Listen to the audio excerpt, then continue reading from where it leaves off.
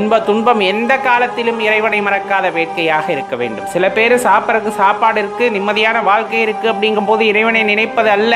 உண்பதற்கு உணவில்லாத நேரத்திலும் உறங்குவதற்கு இடமில்லாத நேரத்திலுமே எனக்கு துணையாக இறைவன் இருக்கிறான், சிவபெருமான் இருக்கிறார் என்ற நினைவுடன் அவரை வழிபடுவதும், அவரை மனதிலே தாங்கிக் கொண்டு தான் நனைந்தாலும் பரவாயில்லை, என் மனதினுள்ளே இருக்கின்ற இறைவன் நனையக்கூடாதுன்னு அந்த மனதிலே கூடாரம் கட்டி அவரை அமர வைத்து அவருக்கு தினம் தினம் பூசணைகள் செய்து அவரை போற்றி புகழ்ந்து மனதிற்குள்ளே கோவில் கட்டி வைத்திருக்கின்ற அடியார்களுக்கு இறைவனின் காட்சியானது கண்டிப்பாக கிடைக்கும். இறைவனின் கருணையானது கண்டிப்பாக கிடைக்கும்.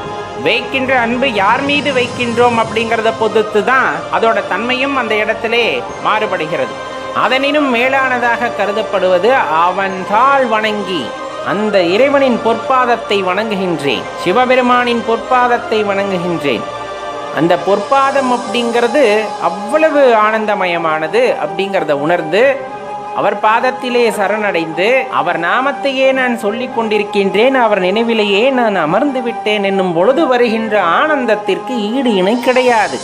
அது எப்பவுமே ஒரு எதிர்மறையான எண்ணத்தை கூட உண்டு செய்வது இல்லை அப்படிங்கிறத நம்ம தெரிஞ்சுக்கணும். எதிர்மறையான எண்ணம்னா நான் வைத்தது உண்மையா நண்பா பொய்யா நண்பா, உண்மையாகவே இதற்கு பிரதிபலன் இருக்குமா இருக்காதா, இந்த மாதிரி எந்த எண்ணமும் மனதில் தோன்றவே தோன்றாது. நான் வைத்த அன்பு உண்மையான அன்பு.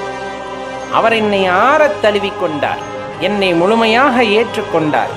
எப்பொழுதுமே அவர் ஏற்படுத்தி கொடுத்த வழியிலே நான் சென்று கொண்டிருக்கிறேன். அவர் கையை பிடிச்சு நடக்கிறேன், அவ்வளவுதான். சிவபெருமான் இந்த வாழ்க்கையை கொடுத்திருக்கின்றார், நான் தனியாக நடக்கவில்லை, என் கையை பிடித்திருக்கின்றார், மாறாக நானும் அவர் கையை இறுக பற்றி கொண்டு நடந்து கொண்டிருக்கின்றேன் அப்படிங்கிற அந்த எண்ணம், அதுதான் உண்மையான தாற்பயம். அந்த ஆனந்தம் அப்படிங்கிறது தான் மிக மிக உயர்ந்த ஒரு இன்பத்தை நல்க வல்லது.